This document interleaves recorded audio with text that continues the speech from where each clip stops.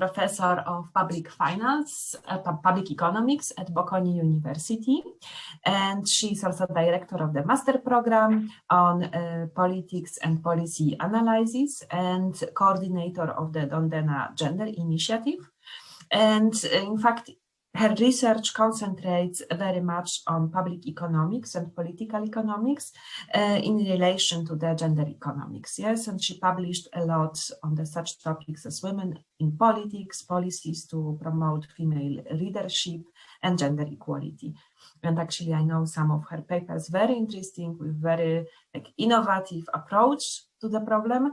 So I was very happy that Paola accepted our invitation to present here, and in fact she arrived again with a very innovative and up-to-date topic on smart working, very up-to-date in our COVID situation. So Paola, please, the floor is yours. You can present 40-45 minutes, however you wish. Discuss. Thank you very much, and thank you for the invitation and for the nice introduction. So I'm very happy to give this talk and to meet all of you, although only virtually. The topic of my talk is a paper entitled "Smartworking: The Work Flexibility Without Constraints," and it's a joint work with Marta Angelici, who is now at Bicocca University.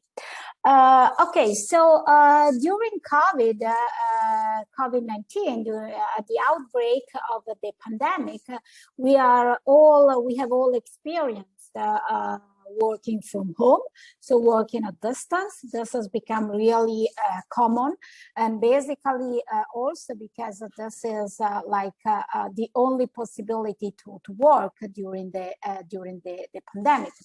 So we all know about working from home, working at distance, working with flexible place and flexible time. But working from home is part of a more complex and general process of the work flexibility, which actually started even before the pandemic. So now everybody knows because it has become very common. But the process started even before, although it was limited to a certain number of positions within few firms, let's say. So basically, I will refer to this flexible organization of work with the name of a smart working. You can use a different name if you prefer, but let me give you the essence of the concept. The idea is that individuals, workers can work on flexible time and space. So they have a personalized time schedule and they work outside the company's physical workplace. And this is done for a defined period of their job activity. So typically not for the entire week or the entire day, but for a defined period with the agreement of their supervisors. And of course, this organization is possible because of the use of technological tools, because we are connected, because we can use a Wi-Fi, internet, computers, etc. So in the past, we had something similar, which was called the teleworking, which is still in place in many companies, in many parts, many places of work. Teleworking is a little bit simpler because it's basically working from home with a computer which is given by the company, and it's very rigid in terms of the timing, in terms of your availability, in terms of the instruments that you use. While smart working is really more flexible. You can also use a different timing and you can be flexible in the place you work, which can be home, but can also be in a library or at your parents' place or wherever you want. And you can change this without telling the company every day where you are. So of course, this is a form that, as I said, it's very common now, because we know that with COVID has become very common to work remotely, especially from home. But it was also considered. It was also present to some. Let's say limited space before. And even before the pandemic, it was considered very promising, especially for women, in order to somehow promote work-life balance. And so timing, because it allows to reduce like cost of commuting, for example, if you don't have to go to the workplace every day, and to save in terms of time. So it attracted the attention of policymakers and firms and workers even before the pandemic. But actually, we don't know exactly. I mean, we don't have a lot of academic research on the topic in order to understand exactly what are the effects of the introduction of this type of flexibility. So we also know that this is a kind of, even before the pandemic, this was something really on demand, demanded by and requested by workers. Like there are surveys by Eurofound that say that workers appreciate flexibility, that very few of them use it, like 20% have flexible schedules, 17% have teleworking, but they really appreciate flexibility, especially women with young children. There are a lot of survey data that we can cite here, and you have also in the paper. For example, even in the US, there are surveys that suggest that one of the things that individuals, that workers look at when they have to decide where to work and which job to accept is the flexibility, the possibility to work flexibly. And this is particularly true for the younger generations. So it's really, for younger generations, this is a value. If the firms offer flexibility, this is considered like a good proxy for the environment, for the context of the firm, so it's good for to work in that place, and obviously we expect this to increase is even more after the pandemic, because we are getting used to work flexibly and to work remotely for long periods. So it will be very unlikely that workers will go back to the initial situation. So this will continue even after the pandemic, although probably in slightly different forms. So the paper that I'm going to present you is based on an experiment which we run in Italy, but actually could have been run everywhere, because there is nothing specific, let's say, on Italy, apart from the fact that a law was introduced in late 2017 regulating this type of flexibility.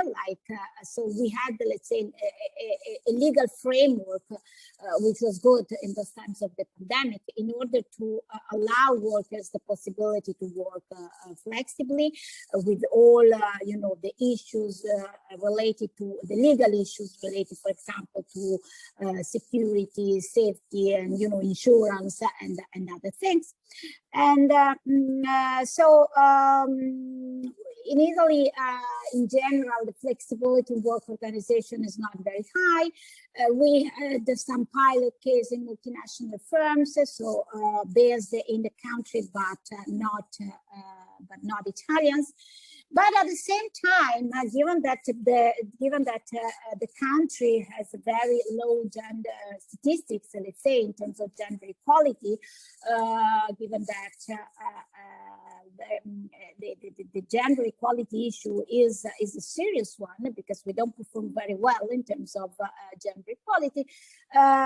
We see that there is a high request, especially by women with young children, to those more flexible work arrangements, because it's considered the way to improve work-life balance and to allow, let's say, to combine work with family. Of course, work flexibility is not a gender policy, so it's not something for women. It has to be for everybody. But we will see that there are some implications on gender equality, which are an important part of the story.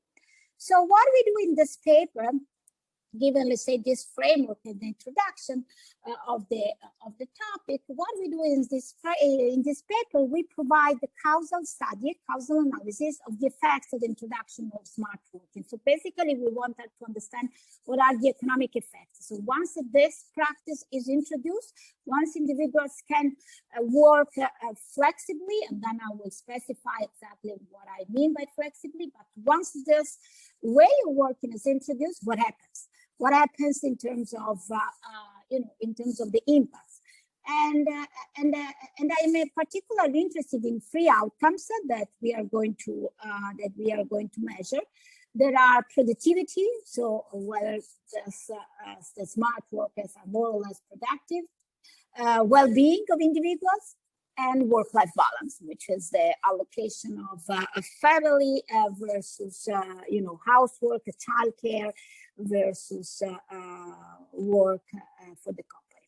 So these are the 3 outcomes that we are interested in, that we try to measure, and we try to understand what is the impact of the flexible work organization. So I think that this is, the interesting part for people who study family organization and interaction between the labor market and the family. So what we do is a randomized experiment. So we were able to work with a company, with a specific company, which is a large company. So a large company in the multi-utility sector in Italy. So it's really, it's quite representative of the context, because there is nothing special about the company, let's say. They did not experience any form of smart working before. The experiment was done before the pandemic, and actually we had no idea, of course, that then the pandemic was going to give such a high attention to the topic. So actually, we did the experiment, we wrote the paper, and then when everything was finished, the pandemic, exploded, and so the paper received a lot of attention because suddenly this became a very important thing. But I think it's interesting that we did it before, so that it can be useful, let's say, in normal times, even when hopefully very soon the pandemic will stop. Okay, so we run a randomized experiment where basically we have treated and controlled workers, and so the treatment is smart working, which is working flexible, with a flexible time and flexible place for 9 months, just for 1 day per week. I will be more precise in a moment, but we follow these workers for 9 months. And then the control group, the control workers, we continue to work traditionally. So basically nothing happens to them. And then we want to assess what are the effects on productivity, on well-being, and work-life balance. And we basically are going to find positive effects on all our dimensions.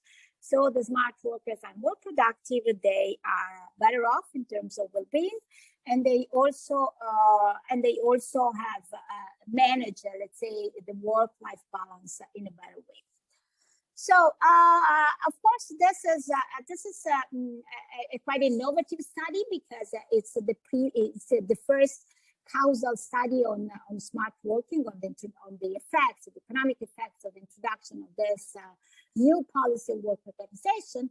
But of course, it's not the first paper who talks about working distance, etc. And actually, it's quite interdisciplinary, because, for example, in the sociological literature, we have studies by Kelly and Moen, and then we have also a review paper by Chang and Meleman, and they basically are more interested. They are not measuring the impact on the productivity, but they are measuring the impact on work-life balance. And these studies are interesting because you can identify the trade-off of this new practice of work organization. So on one side, it is true that flexibility may reduce work-family conflicts because you spend more time at home, you can organize your time better, more flexibly, depending on your needs. But on the other side, they also find that it increases overtime work. And, blurring the boundaries between work and home, you basically never stop. I mean, it's very difficult to say, to pass from work to home because you physically stay always in the same place. And so, this boundaries may be needed if you want to, to have a balanced life. And so the problem may be that there is a risk of overworking, which is also the current debate.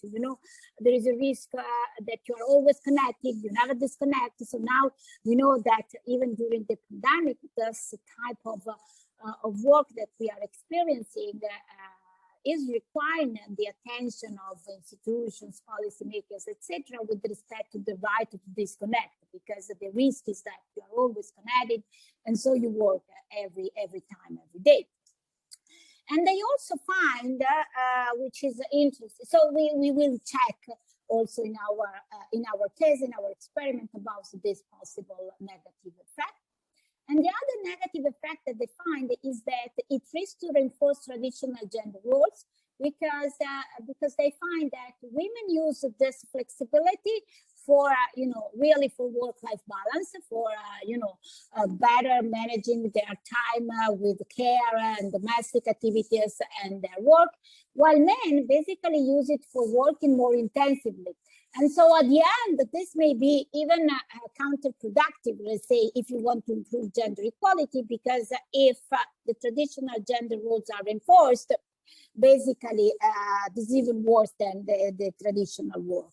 Okay, so we will check, we will see also in our case, in our experiment, in our analysis, whether this is going to be the case. So we want to understand this type, if this type of effects emerge from our analysis. So this is what the previous literature suggests. So there is this kind of trade-off.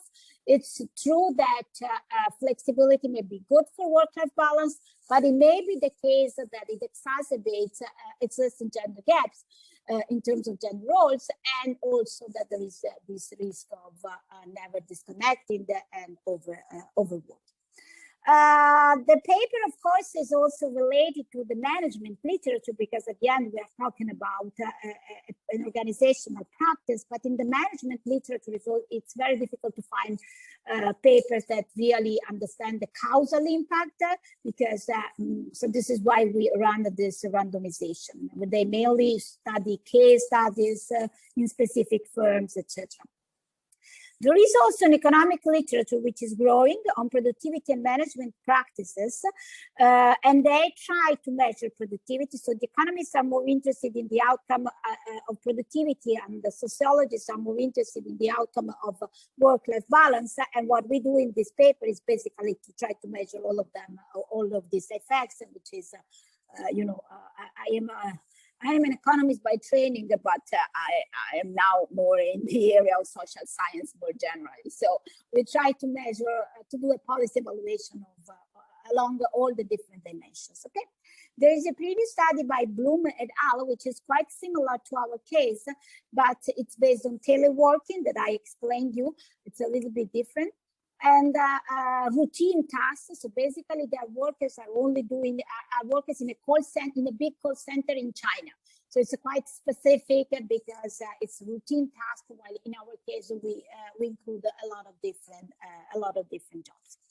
Okay, so we designed this randomized experiment in a large Italian multi-utility company, which is publicly listed. So it's kind of big company listed on the Italian Stock Exchange.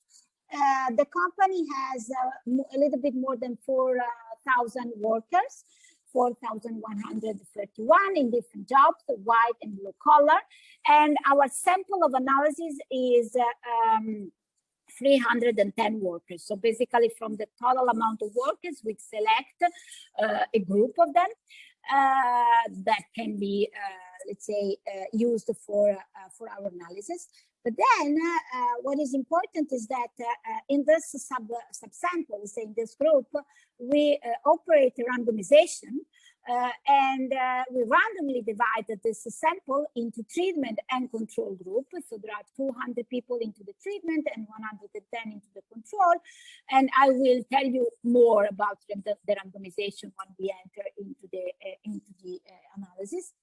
And so the treatment is the use of Smartworking for 1 day per week for 9 months. So it's now it looks very limited now that we are in the pandemic. But at that time, it looks huge because having at least 1 day of flexible arrangement for workers was considered like a big success for workers who were used to go to the office every day and every week. So this is the sample, the comparison between our sample and the population. Basically, we stratify the sample according to gender, the age group under 46 and above 46, if they have young children, and also if they have this familiar with 104 means those who have some special needs in the family. 104 is a law that protects workers with disabled parents or other needs in the family, so that they are allowed to work less or to have like special leaves, etc. So the total population, as I told you, is more male than female.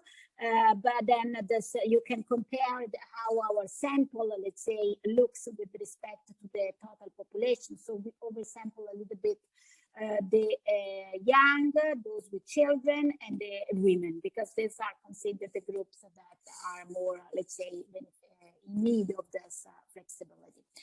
But what is important for us is that the randomization happens after you have your sample. That they agree to be part of the story of the experiment, and the randomization works very well because here, according to those characteristics, we run our balance tests, and treated and control groups do not show significant differences in these characteristics.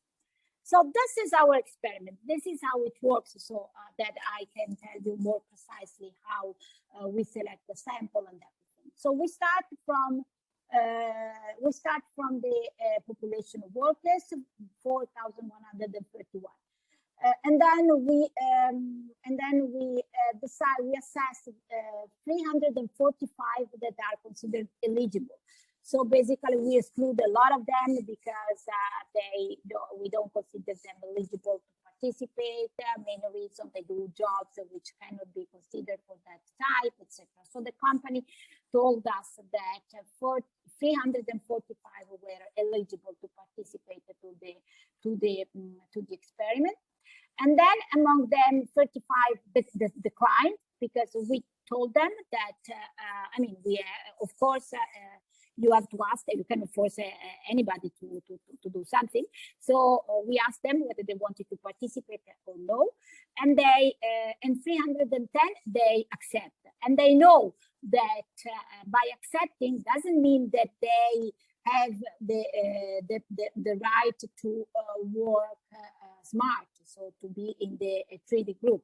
They know that by accepting, it means that they are in the pool of of workers, and then randomly they can be selected into the freedom, but can also be a control, and so nothing happens to them. So they just accept to be part of the experiment.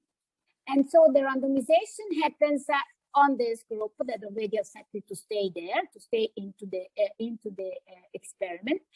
And we allocate 200 of them to the treatment group and 110 to the control group.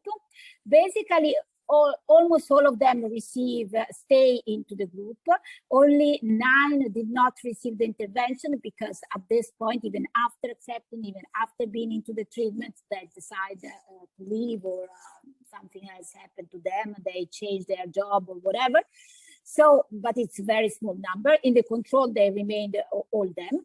So we basically have these two groups that are randomly allocated. The randomization was done by us, by the researchers, not by the company. So the company had to accept who were the workers allocated to the treatment and those allocated to the control. And they agreed before knowing in which group they ended up. Now, of course, so we do a first measurement by using questionnaires to both the treatment and the control. So we have a first measure of the outcomes we are interested. So productivity, work-life balance, and well-being at the beginning. So when the experiment starts, so we do a first measurement. Then I will be more precise about how we construct our outcome variables, of course, but the idea is that we measure our outcomes before and then after the treatment, which means that then these people, we follow these workers for 9 months. So the treated workers were working smart for 1 day per week for 9 months. The others were working traditionally, but we can observe all of them for these 9 months. So we have indicators for, we have monthly indicators for their productivity, for example, for all the 9 months. And then we have another questionnaire at the end of the period, at the end of the 9 months. We have a second post-treatment questionnaire to measure our variables exposed, so our variables after the experiment. And here, of course, we have some, let's say, attrition rate because there are 18 of the treated workers that did not reply. So we lost 18 of them, and we lost much more of the control group that did not reply. They are 43. Basically, we have an attrition rate of around 20%. Which is divided like 6% in the treated and 14% in the control group. This is the worst, let's say, problem. The more critical problem we have, the attrition rate. It's very common in this type of experiments that are really in the field. So you don't look at characteristics or outcomes ex post, but you really do an RCT. So we just control for many things in order to understand whether this is problematic or not, but that's the best we could do. So we send a lot of reminders, etc., but some of them did not reply. So this is what we call the intention to treat, that we have to do the analysis on those who followed up also the second in the second questionnaire.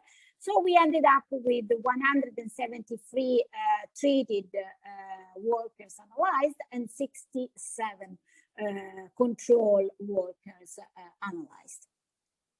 So that's our field. And of course, in order to validate our ITT, so our intention to treat, we need to look at a lot of these balance tests. So basically, we want to be sure that those who answer and those who do not answer, those that for some reason decided not to answer to the second question, so we lost them during the in the second phase of the experiment, we have to be sure that they are not biased, they are not significantly different, so that they are comparable. And actually, we look at the observable we can do this with the observable characteristics. So the age, the gender, the fact that they have the right to apply to this law 104, the number of children, if the children are young or not. So we compare respondents and non-respondents, both in the treated and the control group, for this observable variables, and check that the groups are not significantly different. So it seems that those who did not respond are not selected, so are more or less those, or saying in another way, those who respond are the average individuals that we can expect, are not selected according to some characteristics. So then for this attrition rate, we do in the paper also some additional some additional robustness checks or analysis, but at least it seems that they are very similar. Okay, so we use several data. As I told you, there are data from the company. The company actually used to, tell us a lot about these workers, because we work together with the company, which actually, I don't know in other countries, but it's very difficult usually to work so closely with the company, because they are always very skeptical about researchers, academics. They don't want to share the data. So it was good that at the end we could do it. We had to look for several companies before finding one which accepted, let's say, our proposal. And then we managed to do it, but I mean, it's quite complicated. It's not a usual thing to have access to all the data of the company. So the company tells us about the gender, the age, these observable characteristics: the presence of dependent family members in special need, the age of children, etc. Then the company also tells us, of course, the days of leaves, so how many days these people don't work because of leaves, and the type of job. So basically whether they are blue collar, white collar, but also what exactly they do, what is their task. So in the paper, actually, in one of the appendix, we also describe exactly what these people are doing. And what is interesting, what is good about this company is that the company, even before us, I mean, independently from the experiment, the company had a kind of measurement of the productivity of these workers. So had a monthly indicator of productivity, which I call objective productivity, which is not exactly, the best number you can have to work with, because for every worker is a little bit different. But it's at least homogeneous for the same worker over time. For example, it's based on, it may be based on an absolute number, like the number of practices executed, the number of dossiers completed, the number of called answers, depending on the task of the individual. But it's an absolute number for 84.5% of the workers.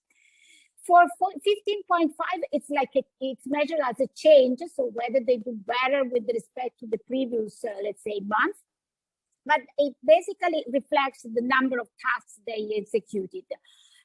So we had to work a lot with these measures in order to have, kind of indicator which can be used for our analysis.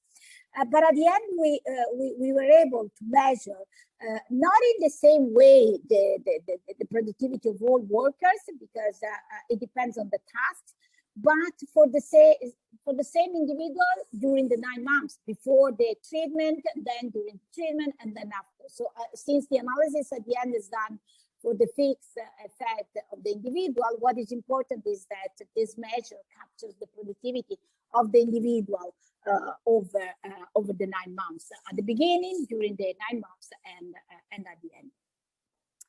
Then, as I told you, we use this questionnaire. So this is an indicator given by the company, okay? But of course, we integrate with these questionnaires that workers and also their supervisors have to answer. So we ask them basically about background characteristics and about their distance from home to work, and about productivity, which is self-reported by the individuals or by their supervisor.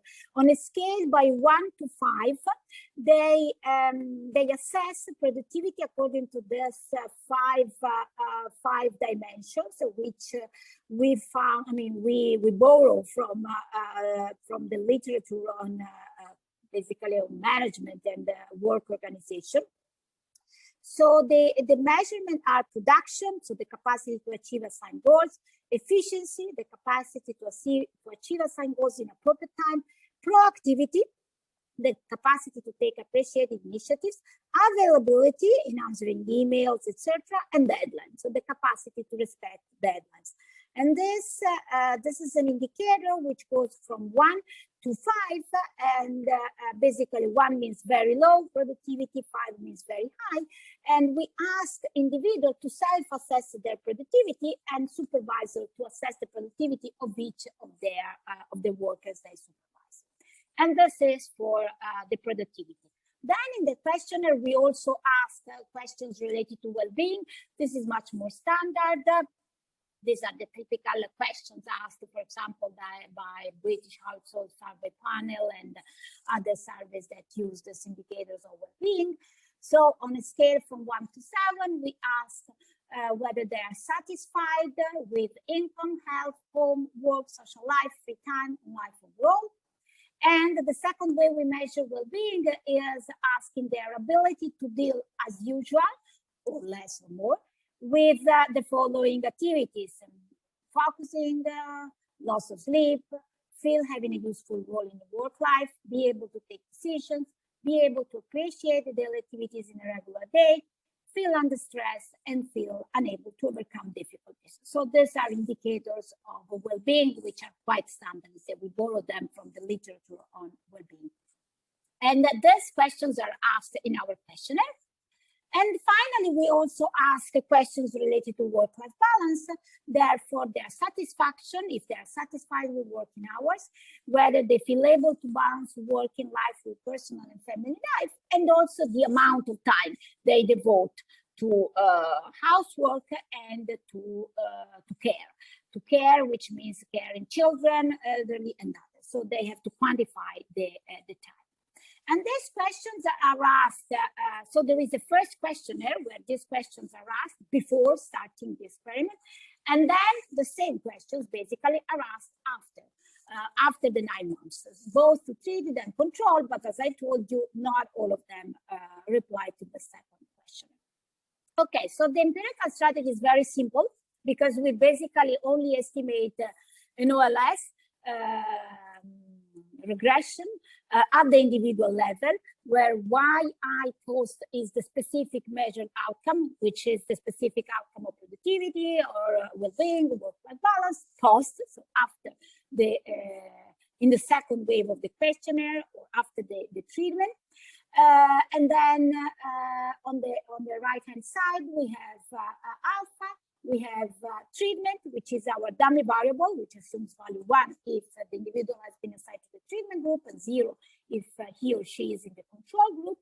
Then I have X, which is a series of control variables, which are time invariant. So age, as I told you, age, gender, age squared, low 104, child, young child. I also add the distance in kilometers.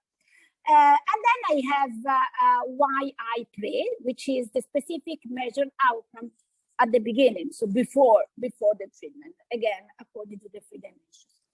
In the paper, in the appendix, we also run the same regressions, but with a difference in difference, because a different specification, but actually, if the randomization works well, etc., you don't need it. I think someone has the microphone open. Okay. So this is the balance test on our outcome to start with, and just to show that basically there are no, at the beginning, there are no differences, okay, apart from a couple of them. So at the beginning, treated and control in the pre are not different in all our outcomes, in all the variables that we consider. So they start more or less equally. What matters is that after that, we find different effects. And this is here. So I go through the main results of the paper. For example, here I have the results on productivity. So panel A is the objective productivity, this indicator that I told you that is measured by, that is built by the company. So here I have, so first of all, I have the days of leave, and actually there is a sign minus and significant. So basically the days of leave decrease by around 0.19 standard deviation for the treated individuals. The first column is always what we call the average treatment effect, so without the controls, and the second column is with the control variables, okay? Then we go to the monthly objective productivity, and you see that basically, and so this is the indicator built by the company month by month, and you see that I don't see any significant effect until month 6. So the first month, nothing happens. Then from month 6 until 9, we have a positive and significant effect of treated. So treated individuals becomes more productive on this objective basis from the 6th month. And the effect is quite sizable. It amounts to 0.4, 0.5 standard deviations. Then in panel B, you have the self-reported productivity, and here there are some significant effects, always positive for the treatment in terms of efficiency, proactivity, and deadline. Respecting the deadlines, that this is also robust, the inclusion of the control variables. And panel C is the productivity reported by supervisors. Here, the treated are significant only with respect to the deadlines. Okay. So this is the first outcome that I wanted to show you, productivity. So productivity seems to increase, not immediately after 6 months, so you have to adapt probably at the beginning, but then even self-reported and reported by supervisor, we never have negative effects. If anything, we have positive and significant effects. Of course, then our question is, why do we have that? So what drives the increase of productivity? We have this reduction of days of leave, and this is easy. Probably we argue in the paper that, you better organize your time, less time lunch, coffee break, less commuting time. So individuals can organize their time better, so they become more productive. There is in part also something that we call an Hawthorne effect. So basically the idea that you are not more productive per se, but the fact that your company is giving you this possibility, somehow individuals wanted to reciprocate the company that has given this, this possibility, so this flexibility to work, and so they put more effort. So this is also a possible explanation. In the paper, we argue a little bit more about these channels, but I cannot tell you that we have like the precise idea. So we know that this is the effect. We try to understand, but it's difficult to come out with one single explanation. Let me give you, because I'm running a little bit late of time, so let me give you also the results with respect to the other outcomes. Satisfaction, so well-being.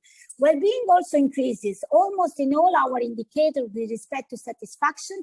In particular, the treated workers are more satisfied with health, home, social life, free time, and life in general.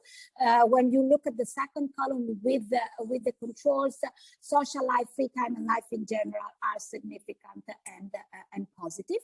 They are also better in terms of satisfaction with respect to the usual time.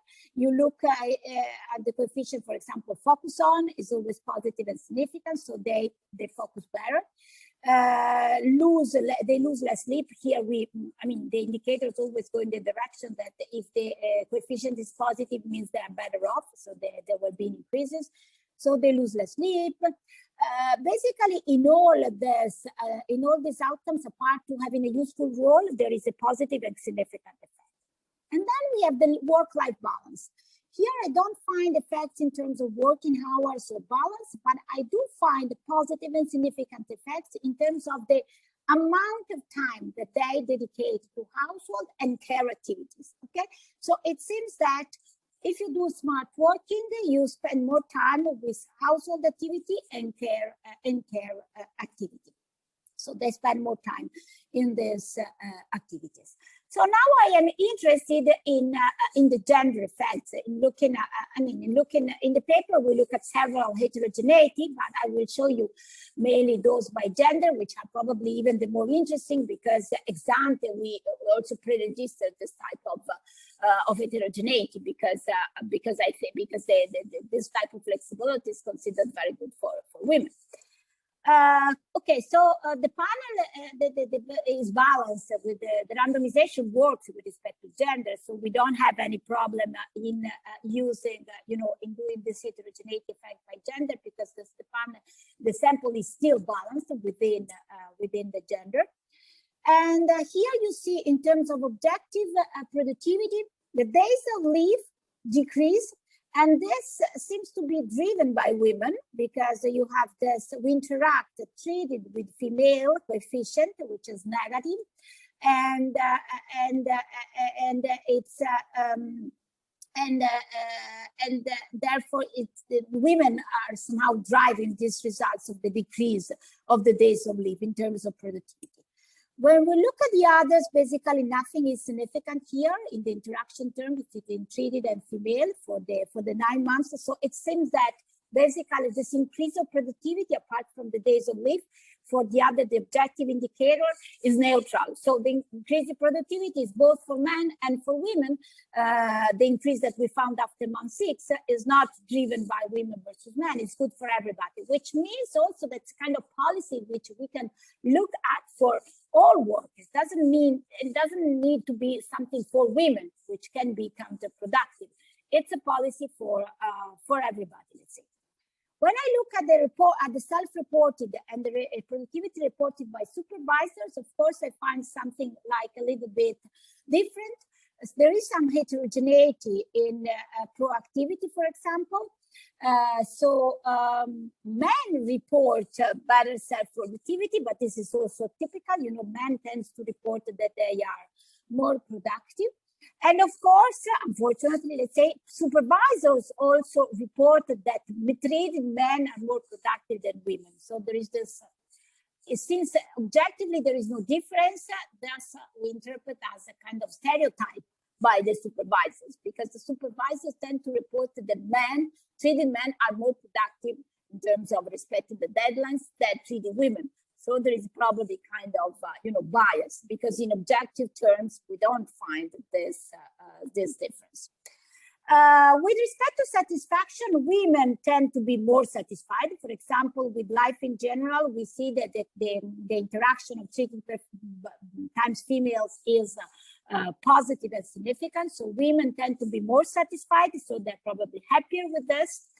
And also in terms of having a useful role, for example, women perceive more to have a useful role.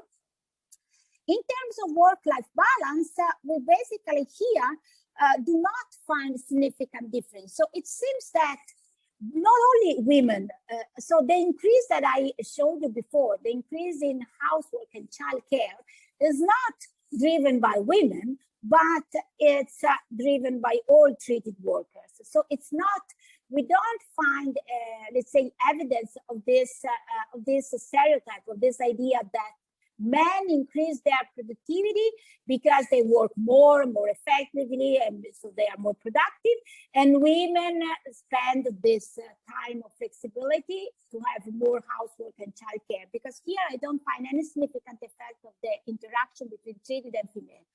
I was also, I don't even find a reduction of gender gaps, which was possible also expectation. You know, we could also have expected that